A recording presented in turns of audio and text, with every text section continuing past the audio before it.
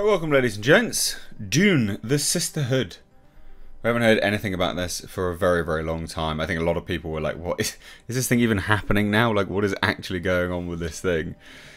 Dune came out, got a sequel greenlit and things like that pretty straight away. But this Dune, the Sisterhood, this was supposed to go along with it, or so most people thought anyway. And they just never materialised. A bit of an odd one. Genuinely, just a bit strange, you know, to go so full front with it all and then be like, ah, nothing, dead. Just dead. Now this is interesting, I think, for a few reasons. Because this is supposed to be coming to HBO Max. HBO Max has been minimising a lot of its productions. In fact, cancelling out and out a lot of its productions. But this is still moving ahead.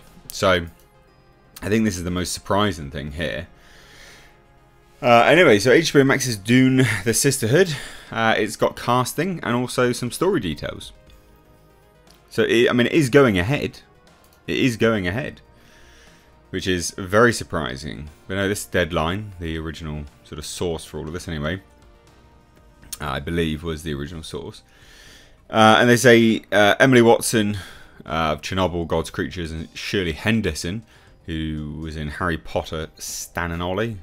I don't... Oh, yeah. Shirley Henderson. Yeah, I know Shirley Henderson, right. I was thinking which was the actress there, but it's the... I think it's the one on the left. I think she was in Harry Potter. I could be wrong. But anyway, we'll lead the cast of HBO Max's Dune, the Sisterhood from Legendary Television. So this is the reason why this is going ahead, by the looks of it, is that it is... it's predominantly Legendary that are doing it. So, because Legendary are the ones doing it and HBO Max are just the distributors, that makes sense. Maybe co-financiers as well. It's difficult to get into the rights of all this, but that's probably, I would say, about right. Apparently my dog's in here. Jasper, what are you doing? So anyway, the series, which is based on Frank Herbert's classic novel, is set 10,000 years before the ascension of Paul Atreides and follows the Harkonnen sisters, played by Watson and Henderson, as they combat forces that threaten the future of humankind and establish the fabled set known as the Bene Gesserit. And I think that's interesting in terms of its sort of story. They're going to be the Harkonnen sisters, and they found the Bene Gesserit Sisterhood. Interesting. It's... surprising that they've gone with that, mainly because they're not exactly the most likeable subset of people in the galaxy that we've seen, are they? The Harkonnens.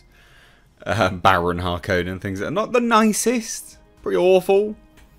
But it'd be interesting to see whether it sort of all goes hand in hand with their demise as a...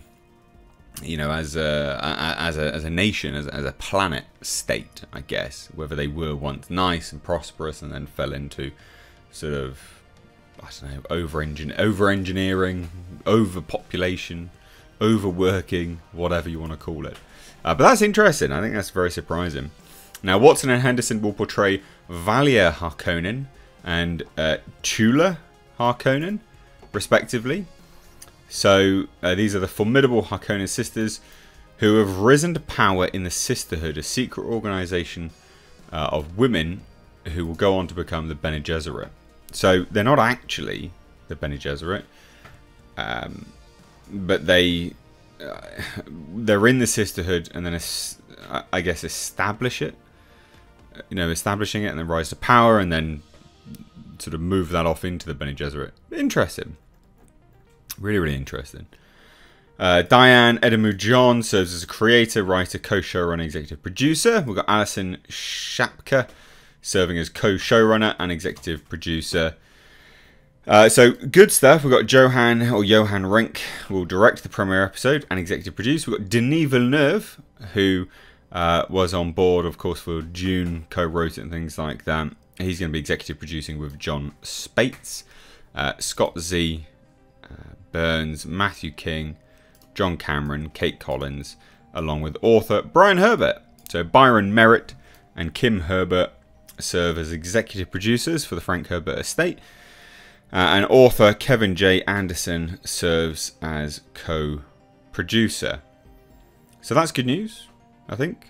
A lot of people don't really like Brian Herbert. They think his books are crap. I mean, I'm not going to comment on that. I don't know. I've not read his books.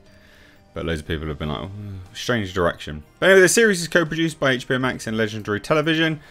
So maybe it's a similar deal as to what Dune is. So Dune and all the MonsterVerse movies are actually 75% financed by Legendary.